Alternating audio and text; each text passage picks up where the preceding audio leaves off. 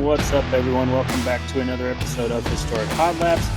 I'm your host, Alex Daniels. Got a bunch of stuff to talk about like usual. Let's kick it off. Bristol Motor Speedway with NASCAR, half mile of concrete, steep baking, tight corners, crowd noise cranked all the way up. This weekend, it was even more intense. The third race of the Cup Playoffs round of 16, the cutoff race, 4 drivers out, pressure through the roof.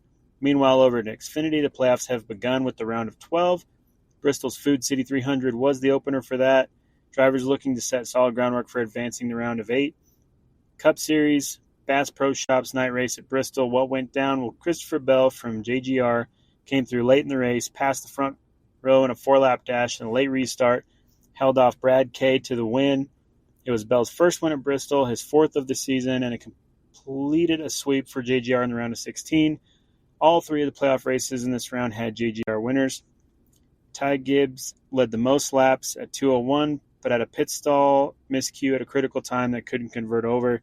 Chase Briscoe also led a good chunk at 127 laps before a late pit stop took him off the pace. Eliminated from the Cup playoffs, we had 4 drivers coming to Bristol below the cutoff line, and we're in a must-win or near must-win territory. Alex Bowman, Austin Dillon, Shane Van Gisbergen, and Josh Berry. After Bristol, all 4 were eliminated from the round of 16. Josh Berry had a particularly brutal night. His car caught fire, the right front wheel, early in the race, forced him to retire, sealing his elimination. Just a rough playoff run for him and that team over there in the number 21 car. Austin Dillon struggled with tire wear and a pit road speeding penalty. His result fell far short of the needed points. SVG had some spins, lost ground steadily through the night, never got into contention enough to vault past the cut line. Bowman made a late rally, especially in Stage 2, with a strong stage finish. Closed some gaps, but ultimately the deficit was too large to overcome. Finished just outside the cutoff. So what it means for those who advanced? Well, those who made it were Denny Hamlin, Kyle Larson, William Byron, Christopher Bell, Ryan Blaney, Chase Briscoe, Chase Elliott, Bubba Wallace. These drivers move into the round of 12. For example, the point margin on that, Larson and Byron were 24 points over the cut line, Hamlin plus 26, Bell plus 20. Others were less, but they had enough to survive. Elliott had a rough moment, suffered a DNF from a wreck, but it built up enough of a buffer that he still advanced. Still a warning shot that one mishap could flip things for anybody in these playoffs. So we obviously have to talk about the tire wear, as it was a major factor for this race. The right side tires especially degraded, forcing teams to decide when to pit, when to stay out. The late stages were punctuated with caution restarts. Bell's success was tied to taking advantage of fresh tires late on in the race, and really pit execution strategy and avoiding incidents were the biggest things. The eliminated drivers often were hampered by either mechanical failure, pit errors, or contact, and that kind of wraps that one up. So let's talk about the Xfinity Series, the Food City 300, playoff opening round of 12. Eric Amarillo, driving the number 19 for Joe Gibbs Racing, once again won the Food City 300. He led the final 34 laps in a late caution cleanup, kept Sheldon Creed at bay once again. Sheldon Creed cannot get past second place. You also had Sam Mayer round out the podium, Carson Kvapil in 4th, and Connor Zilisch in 5th place. Playoff picture in the Xfinity race. After Bristol, the standings show that Connor Zilisch is still comfortably out front in the round of 12. Allgaier in 2nd, Sam Mayer in 3rd, and 4th through 8th filled by Kvapil, Burton, Brandon Jones, Sheldon Creed, Taylor Gray. These drivers are above the elimination line for now. The current bubble would be Nick Sanchez, Jesse Love, Austin Hill, and Sammy Smith. So kind of interesting how all that's going. As of now, no Xfinity driver has been eliminated since this was the first race in the round of 12, but there are definitely some pressure situations happening. The next 2 races before the Roval will decide which 4 in Xfinity drop out. Amarillo's win was a smart timing, tire management, and staying calm kind of evening for him. He didn't lead the most laps overall, but he just got things done when it mattered. Creed was strong once again. Near misses kept stacking, but still showing he can contend. And, man, if he could just get a win would be great for him at any point of the season instead of a second-place finish. Drivers that didn't show well, you had Sammy Smith. His engine trouble really hurt him. Jesse Love, Nick Sanchez, they can't have any more off nights if they're going to try to advance in the playoffs. Moving forward, the round of 12 starts next weekend at New Hampshire. Loudon, for those in the area, and I'll actually be at that race. I'm pretty stoked for that. The drivers who just squeaked through will need to claim clean, solid finishes. One mistake, a wreck, or a bad pit call could drop someone into the danger zone. Christopher Bell's win gives him momentum and a points cushion. Dominance in the round of 16 is one thing. Consistency in the coming rounds will be tested. We know he's good there at Loudon, so we'll see. Larson and Byron also took the time they needed. They kind of looked solid going into it. We'll see. Hamlin's, of course, solid, being plus 26. He's got some breathing room. Track variety is going to matter. You've got a short track, an intermediate, and I believe the Roval as well, so in the upcoming rounds. So that'll test a lot of things, especially tire wear, restarts, and the mental toughness. Rounding out the Xfinity stuff, the next two races before the cutoff round of 8 are going to be intense. Need some of those cutoff line drivers to really lock it up for some safety. Championship contenders are emerging, but consistency, again, will be key. So we'll see what happens. Teams likely treat setup and strategy a little different now. Bristol showed that a late race with a clean track and fresh tires equals a win. Similar patterns might emerge on the other tracks. This weekend at Bristol reminded everyone why it's called a cutoff race. The tension, the mistakes, the drama, everything magnified. Bell stepping up, Amarola spoiling the crowd. Good nights for some, heartbreak for others. It's a playoff version of NASCAR, right? So margin of error is thin, and advantages are fleeting. So as we head into New Hampshire and then onto the tracks of different styles, expect stories to shift quickly for those in the playoffs. Those who use Bristol will have some leverage. Those who lost ground have to claw to get back in. This moves us over to the USAC weekend. You had national sprint cars, Western States midgets, all the high-flying stuff, loads of action, some big wins, a few storylines to shift. So we had USAC national sprints at Tri-State Speedway. Logan Seavey finally got the win at Tri-State, taking the feature in the 18th running of the Hobson Hustler race. He charged from third on the grid, survived a strong mid-race challenge, especially from the reigning champ, as we've seen this season, Mr. Justin Grant. Pulled through the closing laps to snag it. With this win, Seavey not only picks up a hefty payoff of around $20,000, but he also became the 19th driver in USAC sprint car history to notch 30 or more career national sprint car victories. So pretty awesome to see there. You also had Circle City Raceway. Justin Grant added another win to that one, becoming USAC's career winning king. He already broke the record and is pushing the tally even further. He battled through early laps, swapped positions, and eventually took charge and held on. Over there in Western States Midgets, at Merced, you had Jeff Yantis capture his first win of the season, his second career USAC Western States Midgets feature victory. Say that 5 times fast. Starting from 5th, he passed Caden Sorrell around lap 14, then held the spot through the checkered flag. Sorrell led early, but Yantis made the move and kept it steady. Logan Seavey getting that win in Hobson really gives him the final big win feeling, so we'll see if he can carry on that momentum going into the next round. Justin Grant continues to dominate, even while dealing with that broken left foot. He doesn't seem to be slowing down one bit. Seavey's Hall of Hotsted gives him the confidence and the momentum. When you get past a track that's haunted you, it changes your whole mindset. He's now in the championship conversation even more. Grant being consistent and cumulative with his wins are starting to put pressure on everyone else, not just for titles, but he's in the zone for legacy, right? Like, he's setting records every week now. So next up, you'll see national sprints head to Eldora on the 18th.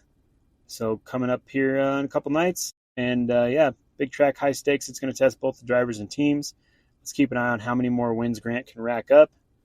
Could be more than just a second season record at this point.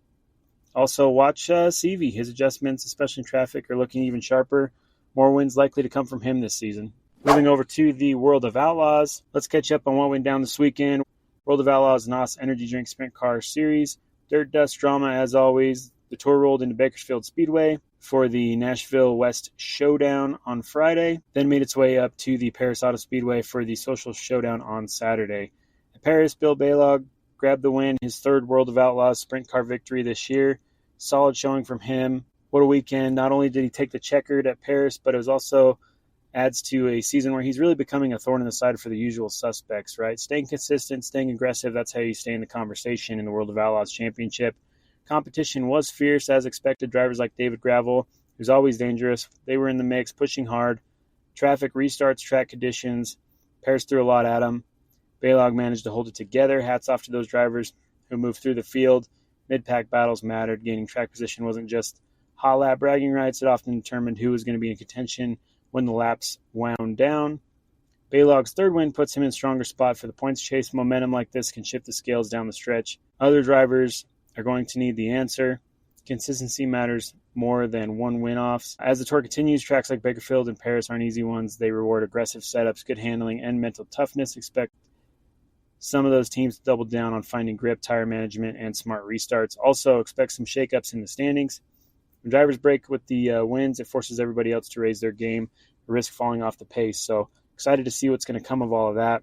We also had High Limit. Let's roll into what went down at the Kubota High Limit Series this week.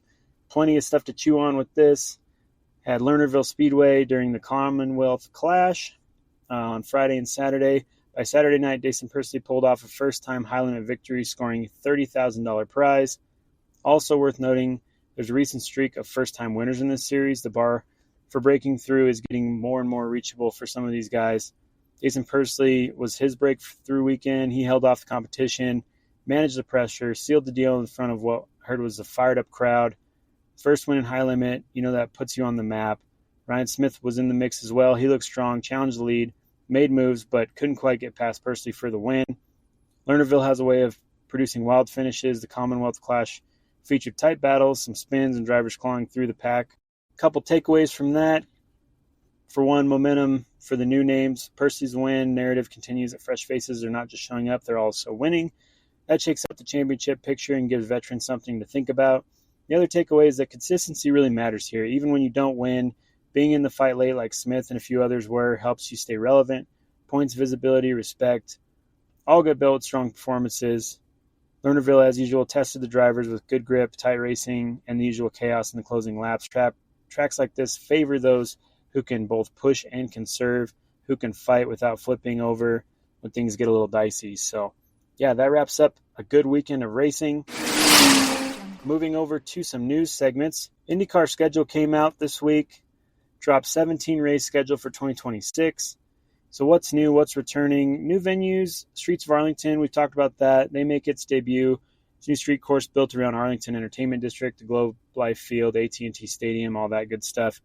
We talked about the streets of Markham last week, replacing the Toronto Exhibition Place track under a 5-year deal for that. And a bigger one for me personally, IndyCar returns to Phoenix Raceway for the first time since 2018. That's a welcome return of oval rolling in the desert. This is also going to be a double-header weekend with NASCAR, so get the best of both worlds with that one. Dropped events were Thermal.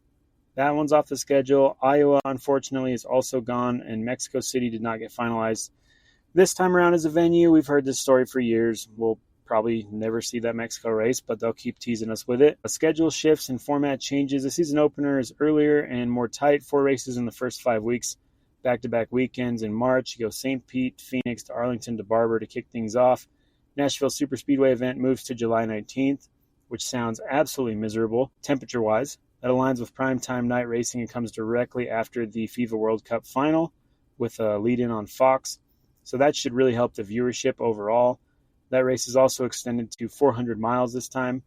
And then Milwaukee's going to return as a doubleheader weekend, 2 races in August, the 29th and the 30th. Season finale returns to WeatherTech Raceway in Laguna Seca. It has been used that way in seasons past, but it was replaced in some recent schedule shuffles. I don't know how I feel about that one. I mean, I love Laguna Seca. I don't know if it's season finale. I really enjoy the finale on an oval. I think it adds a lot more excitement than the follow the leader type situation you're going to see at Laguna Seca in the closing laps, but it is what it is. The 2026 calendar features a near even mix of track types. You have 6 ovals, 6 road courses, and 5 street circuits. Night races on ovals will be more of the focus. Broadcasting exposure, all 17 races will again be aired on Fox. The Indy 500 qualifying days will also get television network exposure. Partnership with Fox is being emphasized as a key growth driver. Viewership gains in 2025 were strong, and 2026 schedule leans into that momentum even more. So that part is good to see. Glad to see that from the partners. So, yeah, those are your schedule updates for 2026 in IndyCar. Some more IndyCar news. Dennis Hogger has officially sealed the 2025 Indy NXT Championship, as we know. What does this do for him? At 22 years old, the Norwegian driver has delivered an exceptionally strong rookie campaign with 6 wins, 7 poles, 11 top 5 finishes, and consistently commanding performances across the tracks. So what does the championship bring in NXT? For those who don't know, as a champion, Hogger earns the Indy NXT scholarship of a U.S. valued $850,000 intended to help advance his career into the IndyCar Series.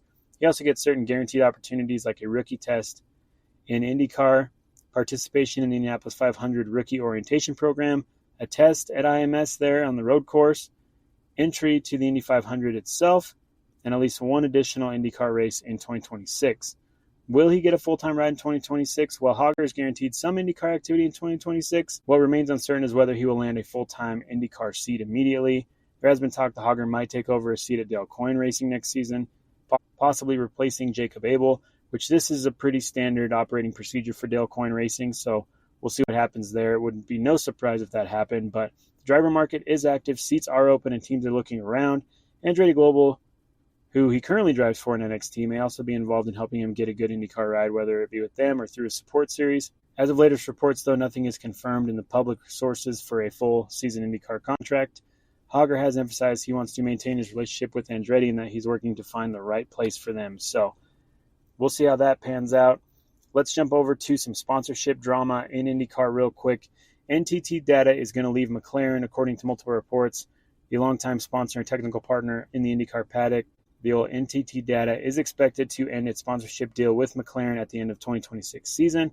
This includes its role as a lead partner on the number 6 Arrow McLaren Chevrolet and other branding and tech support ties with the team. The exit isn't immediate. The current agreement said to remain in effect through the conclusion of 2026. Part of the catalyst for this appears to be the disputes and controversies around the driver contracts, particularly involving Alex Palou, who, if you remember, had NTT Data as a sponsor over there at Chip Ganassi Racing.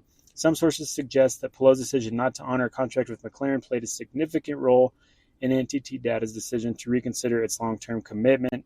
The original NTT Data McLaren deal was negotiated under assumptions that included driver lineups and team alignments, which over time seem to have shifted quite greatly. The renegotiations apparently allowed NTT Data to opt out of the contract earlier than some analysts initially expected. To understand why this is a big deal, here's a quick refresher. NTT Data became the lead partner in McLaren's number 6 car in 2023, supporting both sponsorship and technical data strategy roles. McLaren has taken full ownership of Arrow McLaren IndyCar team as of 2024, so its commercial and sponsorship strategy is under tighter internal control. In addition to the branding, NTT Data has been involved in McLaren's data analytics / its IT capabilities, strategy controls, and smart partnerships that go beyond just slapping a logo on the car. So there's a whole lot that goes into this.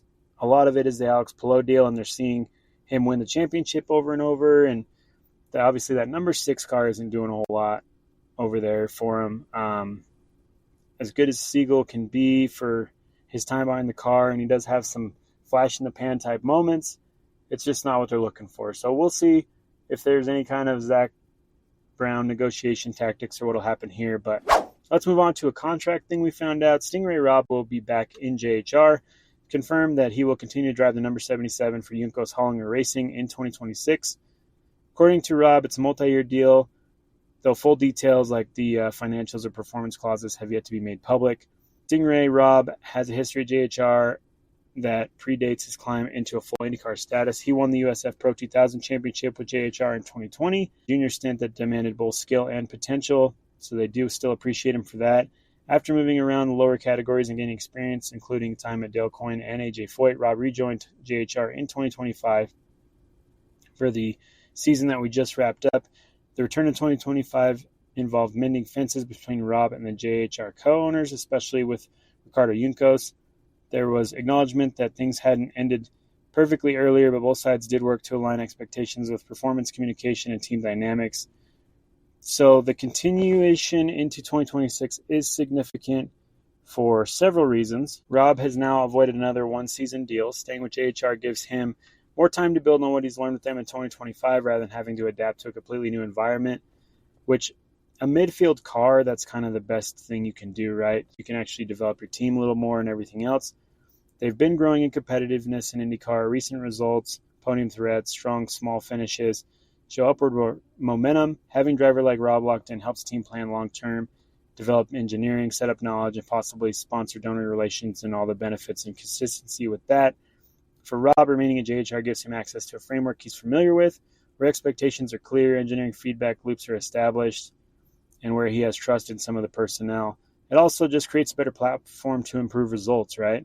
Robb has spoken in past interviews about using continuity to having people around who already know what he's like, what he likes in a car, and other important factors like that. IndyCar's driver market silly season tends to have a lot of movement. By confirming Rob's stay early, JHR removes uncertainty both internally for the team and externally to the sponsors and the fans. So it also influences what other teams may do, or who else is vying to open seats. So while it still brings positives, there are elements to Rob and JHR who need to address, like the performance issues they've had, upgrades in resources, and their strategic growth overall. So we'll see how that all goes. This one's a little sidebar for us in the news world. We don't talk about a lot of the drag racing stuff, but two-time NHRA Top Fuel champion Brittany Force over there at John Force Racing has announced that she will be stepping away from full-time competition at the end of 2025 season in order to focus on starting a family with her husband, Bobby. In a heartfelt announcement she made at the John Force Racing pit area, Brittany expressed how difficult yet necessary the decision was. She has said, quote, "After dedicating the last 13 years of my life to NHRA and to John Force Racing, I have made the difficult and bittersweet decision to step out of my seat of my top fuel dragster at the end of the season, try and start a family with my husband." She also clarified that while she was stepping away from full-time driving, she is not closing the door on occasional future involvement in the NHRA. Her resume is one that most racers would envy. She began her Top Fuel career in 2013, won NHR Top Fuel Rookie of the Year in 2013. Her first Top Fuel victory came at the 2016 Gator Nationals in Gainesville, Florida. 2017, she captured her first Top Fuel World Championship, becoming the first woman to do so in Top Fuel since Shirley Muldowney back in 1982. Her second championship came in 2022. All told, she has 18 Top Fuel victories, 39 final round appearances, 56 number one qualifier positions. She set multiple speed and performance records. And yeah, just a whole bunch of good stuff there. So the reasons Brittany cited are deeply personal. After a decade of full-time drag racing, she wants to start a family. The physical, emotional, financial demands of Top Fuel racing are significant, and she made clear that her priorities are shifting. She was very grateful for her team, sponsors, family, and expressed that she still loves the NHRA, loves driving, but wants the next chapter in her life to include different goals. So no one can blame her, right? Like, she leaves on a trail of records in her legacy, breakthrough performances, and inspiration. Her contributions aren't just the Wally trophies, but in breaking barriers for female drivers, pushing performance limits, being a beacon in the NHRA for consistency, speed, and perseverance. So yeah, it's pretty awesome to see her go out with, on top, basically. She holds the fastest Top Fuel speed in NHRA history for 343.51 miles per hour, has 9 of the top 10 fastest runs in Top Fuel history, and setting records repeatedly this season, showing that even near the end, she's still pushing the boundaries. So for fans, this is bittersweet. Brittany's been a star, trailblazer, especially for women in motorsports. She's won, broken records, and been visible. Now fans are rooting for her last full season to be memorable. So we will wish her the best on that, and congrats to all the success. All right, let's jump over to some history for this one. We always like to cap it off with a little history here at Historic Hot Laps, kind of in the names. Buckle up. We're going to talk about one of Formula One's most beloved underdog teams, a team that never won a race, rarely scored points, but yet somehow managed to win the hearts of fans all over the world. We're talking about Minardi Formula One. Now, if you're new to the name, Minardi was a little Italian team that could, or more often couldn't, but kept showing up anyway. They're on the grid from 1985 to 2005, solid 21 seasons, and they became legendary not for the results, but for their grit, their attitude, and their uncanny ability to spot future talent before anyone else. So let's talk about their origin. The story starts with Giancarlo Minardi, a motorsports dreamer from Faenza, Italy. His family ran a car dealership, but Giancarlo wanted to go racing. He started small, fielding cars in Formula 2 and in the late 70s and early 80s. By 1985, he took the plunge into Formula 1.